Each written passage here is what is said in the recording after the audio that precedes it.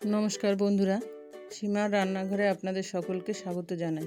बंधुरा ग्राम बांगलाय এই রেসিপিটার নাম দেওয়া আছে ভোদ্দা, সহজ ভাষায় যাকে বলা হয় চালের নাড়ু। এই নাড়ুটা আমাদের ভাদ্র মাসের সংক্রান্তির দিনে বানানো হয়। আজ আমি সেই বহু পুরনো ভোদ্দা বা চালের নাড়ু বানাবো। এবার শুরু করা যাক। এখানে আমি 600 গ্রাম সিদ্ধ চাল নিয়েছি। এবারে এই চালটাকে ভালো করে ধুয়ে নেব।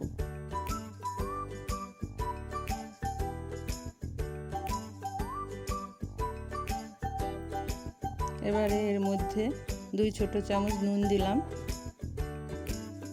এবার নুনটা ভালো করে মাখিয়ে 15 মিনিট রেখে দেব যাতে জলটা শুকিয়ে যায়।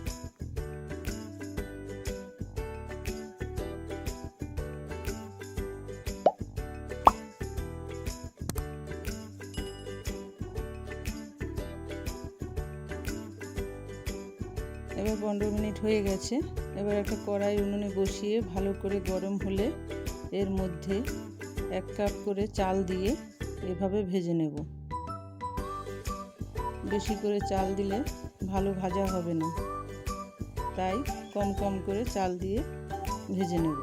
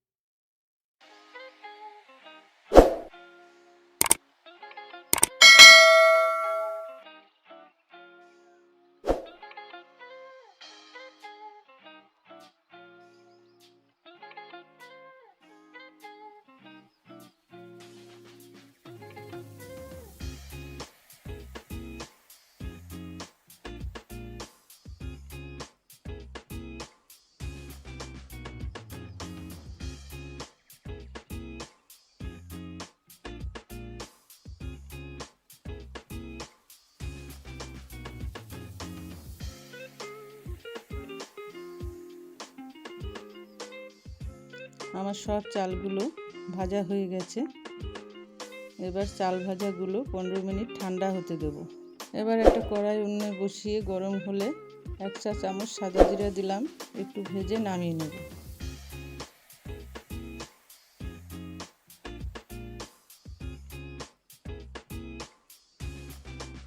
এবার চাল ভাজাগুলো একটা মিক্সি জারে দিয়ে গুঁড়ো করে নেব।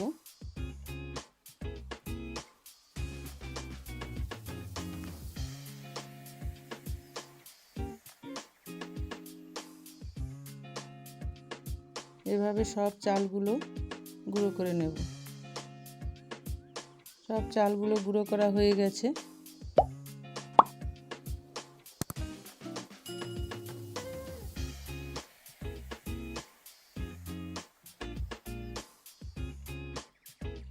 এবার আমি একটা বড় সাইজের নারকেল ভেঙে কুড়িয়ে নেব।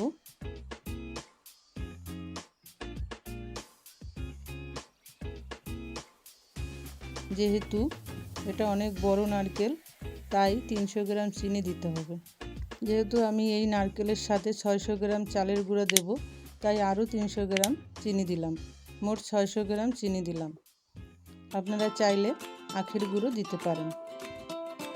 আমি চিনি দিয়েই বানালাম। চিনি দিয়েও বানানো যাবে আর গুড় দিয়েও বানানো যাবে, তবে খেতে খুব টেস্টি হয়।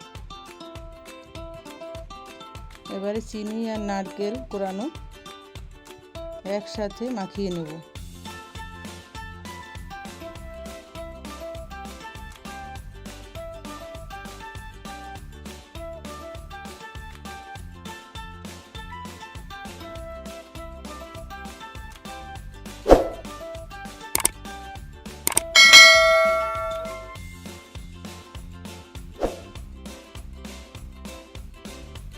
এবার উনুনে একটা কড়াই বসিয়ে নারকেল কোরানো আর চিনি মাখানোটা কড়াইয়ে দিয়ে দিলাম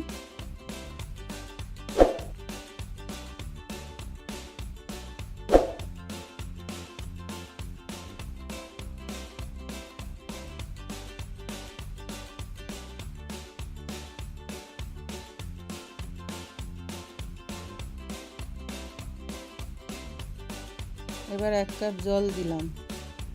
এবার উনুনের আঁচটা মিডিয়ামে রেখে ভালো করে নাড়তে থাকবো পাক না হওয়া পর্যন্ত। খুব কড়া পাক দেব না, কড়া পাক হতে একটু বাকি থাকতে নামিয়ে নেব।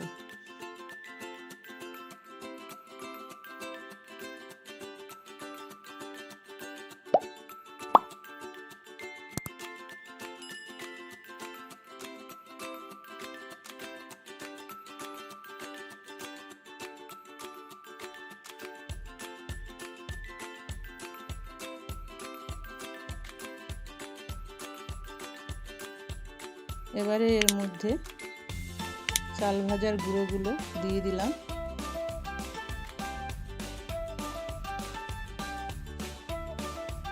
এবার ভাজা জিরার গুঁড়াটা দিয়ে দিলাম।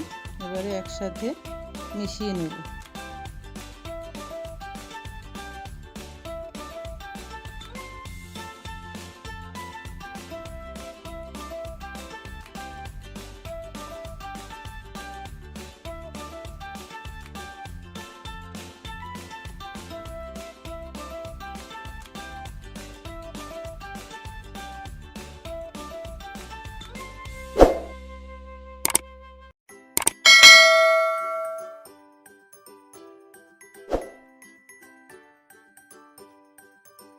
এবার এগুলোকে যেমন ইচ্ছা শেপ দিতে পারেন। আমি অনেক রকম ভাবে বানালাম। এগুলো একটু গরম থাকতে থাকতে বানাতে হবে, বেশি ঠান্ডা হলে ঝুরা হয়ে যাবে। তবে সমস্যা নেই, একটু জল দিয়ে মাখিয়ে বানিয়ে নিতে হবে। তবে কাঁচা জল দিলে বেশি দিন রাখা যাবে না, তাড়াতাড়ি খেয়ে নিতে হবে। আমি যেভাবে বানালাম এভাবে বানালে মিনিমাম 15 দিন রেখে খাওয়া যাবে। বন্ধুরা, আমার ভিডিওটা যদি ভালো লাগে তাহলে লাইক শেয়ার করতে ভুলবেন না। আজ এই পর্যন্তই, আবার দেখা হচ্ছে পরের আর এক নতুন ভিডিওতে। ভালো থাকবেন।